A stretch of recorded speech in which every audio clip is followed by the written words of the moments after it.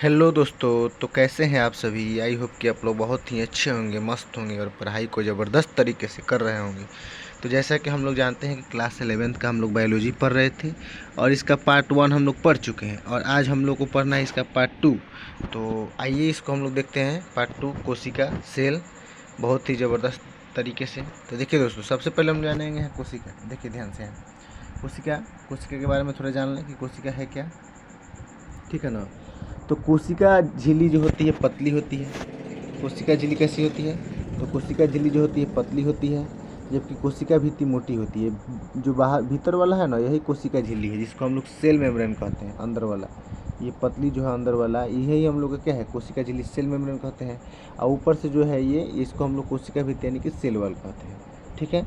चलिए आगे देखिए, कोशिका भित्ति को कोशिका का दीवार कहते हैं। ये जो कोशिका भित्ति है दोस्तों, कोशिका भित्ति है, ये ऊपर वाला है ना, ये ऊपर वाला जो कोशिका भित्ति है, ये वाला, उसको हम लोग कोशिका का क्या कहते हैं, दीवार कहते हैं, ठीक है। कोशिका भित्ति।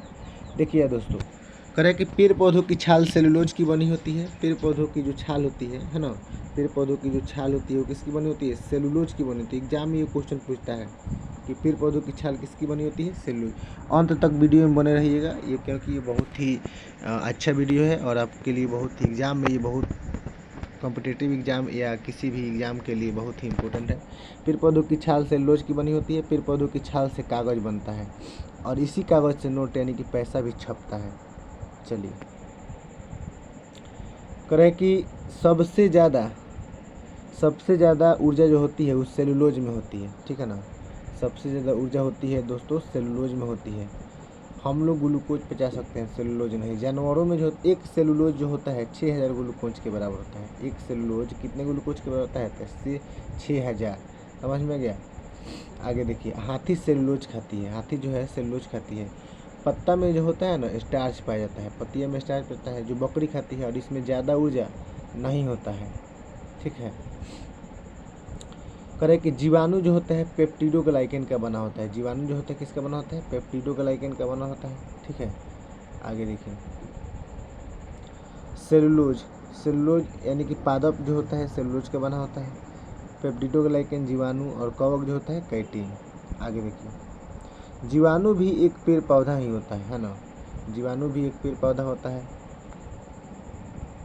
यहाँ देखिए दोस्तों, इसको हम लोग समझेंगे थोड़ा। ये हम लोग का है कोशिका सेल, ठीक है। और ऊपर वाले भाग को, जो ऊपर वाला है, ये ऊपर वाले भाग को हम लोग कोशिका भित्ति यानी कि सेल वॉल कहते हैं। अंदर वाला जो भाग उसको कोशिका झिल्ली, सेल मेम्ब्रेन कहते हैं। कोशिका भित्ति को ही कोशिका का दीवार कहते हैं, निवाल कहते हैं। कोशिका भित्ति को ही कोशिका का दीवार कहते हैं, निवाल कहते हैं। कोशिका झिल्ली जो होती है दोस्तों ना, फास्फोलिपिड या प्रोटीन की बनी होती है। कोशिका झिल्ली फास्फोलिपिड या प्रोटीन की बनी होती है। अब देखिए, कोशिका के अंदर बहुत सारे अंग हैं, जैसे माइटोकॉन्ड्रिया, राइबोसोम, आपको हम लोग पिछले वीडियो में आपको हम बताए थे। चलिए, तो कोशिका के अंदर ये माइटोकॉन्ड्रिया है, ठीक है ना। माइटोकॉन्ड्रिया क्या है कि ये कद्दू के बराबर होता है। माइटोकॉन्ड्रिया के अंदर आंतरिक दीवारें होती है। देखिए, माइटोकॉन्ड्रिया के अंदर ये आंतरिक दीवारें होती है, जिसको हम लोग क्रिस्टी कहते हैं। क्या कहते हैं, क्रिस्टी कहते हैं, है ना। माइटोकॉन्ड्रिया के अंदर आंतरिक दीवारें होती हैं, जिसको हम लोग क्रिस्टी कहते हैं। पूरे शरीर में ऑक्सीजन पहुँचाने का जो काम है वो पूरे शरीर में ऑक्सीजन पहुँचाने का काम ब्लड यानी कि रक्त करता है। पूरे शरीर में हमारे ऑक्सीजन पहुँचाने का काम कौन करता है, यानी कि ब्लड करता है, रक्त करता है। और रक्तचाप जो होता है दोस्तों 120/80 होता है। ब्लड प्रेशर, जिसको हम लोग बीपी कहते हैं, ब्लड प्रेशर 120/80 होता है। चलिए आगे देखिए,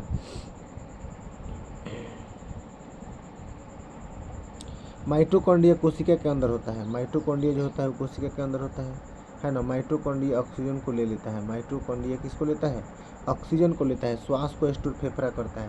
सांस को जो है कौन स्टोर करता है, तो फेफड़ा करता है, ठीक है। और माइटोकॉन्ड्रिया को चाहिए क्या, ऑक्सीजन। फेफड़ा फिल्टर है। नाक के पास एक म्यूकस होता है, चिपचिपा पदार्थ, वो धूल कणों को क्या करता है दोस्तों, तो सटा लेता है अपने में। फेफड़ा में ऑक्सीजन खींचने वाला होता है। फेफड़ा में जो होता है ऑक्सीजन खींचने वाला होता है। ऑक्सीजन को फेफड़ा में किडनैप कर लिया जाता है और बुला कर लाता है कौन, नाक। पूरे शरीर में ऑक्सीजन पहुंचाने का जो काम है वो ब्लड करता है। पूरे शरीर में ऑक्सीजन यानी O2 पहुंचाने का काम कौन करता है, ब्लड करता है, ठीक है। आगे देखिए,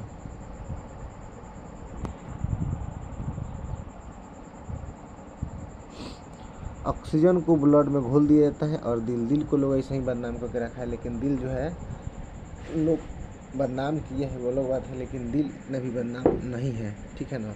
ऑक्सीजन को ब्लड में घोल दिया जाता है, ठीक है, ऑक्सीजन को ब्लड में घोल दिया जाता है और दिल यानी कि ब्लड और ऑक्सीजन के घोल को पूरे कोशिका में ऑक्सीजन पहुंचाता है शरीर में, ठीक है।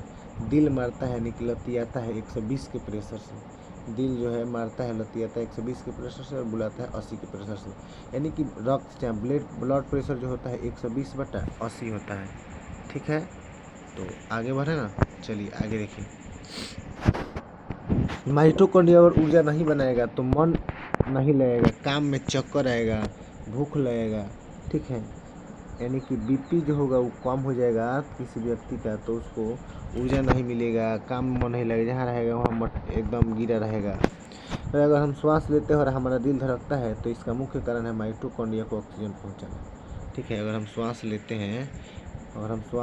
हैं ठीक है, और हमारा दिल धड़कता है तो इसका मुख्य कारण क्या है, माइटोकॉन्ड्रिया को ऑक्सीजन पहुंचाना। आगे देखिए, अगर ब्लड प्रेशर यानी कि बीपी, अगर आपका ब्लड प्रेशर यानी कि बीपी 120/80 से अधिक हो जाएगा तो बीपी बढ़ जाएगा और एनर्जी यानी कि ऊर्जा ज़्यादा मिलेगा। किसी को धर के पीट दीजिएगा आप, ठीक है, कौन है इसको बीपी बढ़ गया, इससे तो नहीं बचिए कर रहो। अगर बीपी ब्लड प्रेशर कम रहेगा तो ऊर्जा नहीं मिलेगी और व्यक्ति सुस्त रहेगा, काम उम नहीं कर पाएगा। चलिए आगे देखिए, माइटोकॉन्ड्रिया को चाहिए ऑक्सीजन, माइटोकॉन्ड्रिया को क्या चाहिए, ऑक्सीजन, और O2 के चलते माइटोकॉन्ड्रिया के अंदर एक चक्र चलता है, माइटोकॉन्ड्रिया के चलते एक चक्र चलता है, इसको हम लोग क्रेब्स चक्र कहते हैं। एग्जाम में क्वेश्चन पूछ चुका है बहुत बार कि माइटोकॉन्ड्रिया को ऑक्सीजन चाहिए और O2 के चलते माइटोकॉन्ड्रिया के अंदर एक चक्र चलता है, इसको हम लोग क्या कहते हैं, क्रेब्स चक्र कहते हैं। क्या कहते हैं, क्रेब्स चक्र। क्रेब्स चक्र से ही बनता है हम लोग का ATP, क्रेब्स चक्र से ही हम लोग का बनता है ATP यानी एडेनोसाइन ट्राइफॉस्फेट। क्रेब्स चक्र से हम लोग को क्या बनता है, ATP एडेनोसाइन ट्राइफॉस्फेट, ठीक है, ट्राइफॉस्फेट। कहे कि सभी जीवित जीवों में पाए जाने वाला एक उच्च ऊर्जा अणु है। ATP जो है ना, ATP जो है सभी जीवित जीवों में पाए जाने वाला एक उच्च ऊर्जा है, इससे ऊर्जा की प्राप्ति होती है, इसको अंग्रेजी में एडेनोसाइन ट्राइफॉस्फेट कहते हैं। चलिए देखिए, 38 ATP बराबर होता है एक ग्लूकोज, सोचिए 38 ATP बराबर होता है एक ग्लूकोज, इससे हमें मिलती है ऊर्जा। इससे हमें क्या मिलती है, ऊर्जा। ऊर्जा की इकाई ATP है और हमें मिलता है ग्लूकोज। आगे देखिए, ATP को माइटोकॉन्ड्रिया बनाता है। ATP कौन बनाता है दोस्तों, तो ATP को माइटोकॉन्ड्रिया बनाता है और माइटोकॉन्ड्रिया की खोज अल्टमैन ने किया था। माइटोकॉन्ड्रिया खोज किसने किया, अल्टमैन। एग्जाम में ये क्वेश्चन कॉम्पिटिटिव में बहुत बार पूछ चुका है कि माइटोकॉन्ड्रिया की खोज किसने किया, अल्टमैन। अब देखिए दोस्तों यहाँ पर आप कि ये माइटोकॉन्ड्रिया, ठीक है, और माइटोकॉन्ड्रिया के अंदर ये चक्र चलता है जिसको हम लोग क्रिस्टी कहते हैं। माइटोकॉन्ड्रिया के अंदर एक चक्र चलता है, ये माइटोकॉन्ड्रिया की आंतरिक दीवार है जिसको हम लोग क्रिस्टी कहते हैं। क्या कहते हैं, क्रिस्टी कहते हैं। चलिए, क्रेब्स चक्र का खोज क्रेब्स नहीं किया था, क्रेब्स चक्र का खोज किसने किया, क्रेब्स नहीं किया था।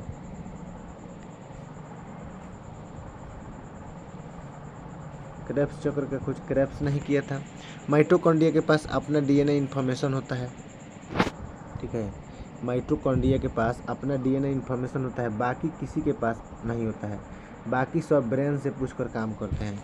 ये माइटोकॉन्ड्रिया है ना, तो माइटोकॉन्ड्रिया की आंतरिक दीवार है जिसको हम लोग क्या कहते हैं, क्रिस्टी कहते हैं। चलिए आगे देखिए, गल्जी बॉडी का खोज किसने किया, तो गल्जी बॉडी का खोज कैमिलो गल्जी ने किया था। गल्जी बॉडी का काम क्या है, तो ये ऊर्जा को परिवहन करता है, ऊर्जा को दूसरे, अगर किसी भी अंग, किसी चीज़ को, दूसरे कोशिकांग को अगर ऊर्जा की कमी रहती है तो गल्जी बॉडी उसको परिवहन करता है, ऊर्जा परिवहन का काम गल्जी बॉडी करता है। चलिए आगे देखिए दोस्तों, राइबोसोम प्रोटीन बनाता है। राइबोसोम कौन बनाता है, राइबोसोम क्या बनाता है, तो राइबोसोम प्रोटीन बनाता है। प्रोटीन से शरीर का ही निर्माण होता है और प्रोटीन से किसका निर्माण होता है, शरीर का निर्माण होता है। नया कोशिका बनाने का आदेश सेंट्रोसोम देता है, ठीक है, नया कोशिका बनाने का आदेश कौन देता है, सेंट्रोसोम। पूरा शरीर प्रोटीन से बना होता है, पूरा शरीर जो है हम लोग किससे बना होता है, प्रोटीन से बना होता है। आगे देखिए, राइबोसोम का काम ही होता है प्रोटीन बनाना। राइबोसोम 2 प्रकार का होता है, एक 70S एक 80S, ठीक है। आगे देखिए, वैसे जीव जिन्हें हम माइक्रोस्कोप से देखते हैं, उनके अंदर छोटा राइबोसोम यानी 70S होता है। वैसे जीव जिन्हें हम माइक्रोस्कोप से देखते हैं उनके अंदर छोटा राइबोसोम यानी 70S होता है। बाकी सभी जीव में राइबोसोम 80S होता है, जैसे चूहा, बकरी, तितली, मुर्गा, मुर्गी, मानव इत्यादि। चलिए, कोरोना वायरस में 70S राइबोसोम पाया जाएगा। कोरोना वायरस में 70S राइबोसोम पाया जाएगा, क्योंकि इसको हम लोग देख नहीं सकते हैं, इसको माइक्रोस्कोप से ही देखते हैं। चलिए, नोट में एक पॉइंट है बहुत ही, अरे एक कोशिका जिसके अंदर 70S वाला राइबोसोम है, ठीक है, एक कोशिका जिसके अंदर 70S वाला राइबोसोम है वह प्रोकैरियोटिक कोशिका होगा। कौन सा? प्रोकैरियोटिक, क्योंकि यूकैरियोटिक कोशिका में 80S राइबोसोम पाया जाता है। चलिए आगे देखिए, मानव में, ठीक है, मानव में 80S राइबोसोम होता है, इसलिए हम लोग यूकैरियोटिक कोशिका है। जिसमें 70S राइबोसोम पाया जाता है वो प्रोकैरियोटिक कोशिका है, जिसमें 80S राइबोसोम पाया जाता है वो यूकैरियोटिक कोशिका है। तो आगे बढ़े ना, चलिए आगे देखिए, कोशिका विभाजन सेंट्रोसोम करता है। कोशिका विभाजन कौन करता है? सेंट्रोसोम करता है। ब्रेन में सेंट्रोसोम नहीं होता है, इसीलिए ब्रेन में कोशिका विभाजन नहीं होता है। इसीलिए किसी व्यक्ति को अगर ब्रेन में चोट लग जाता है तंत्रिका कोशिका में, तो उसका शीघ्र ही मृत्यु हो जाती है। तो आइए दोस्तों, आज हम लोग पार्ट 2 देखें और अगली वीडियो में हम लोग पार्ट 3 देखेंगे। अगर आपको अच्छा लगा हो तो दोस्तों के पास शेयर ज़रूर करिएगा, शेयर ज़रूर करें और चैनल को सब्सक्राइब ज़रूर करें। चलिए, धन्यवाद, आप मिलते हैं अगले वीडियो।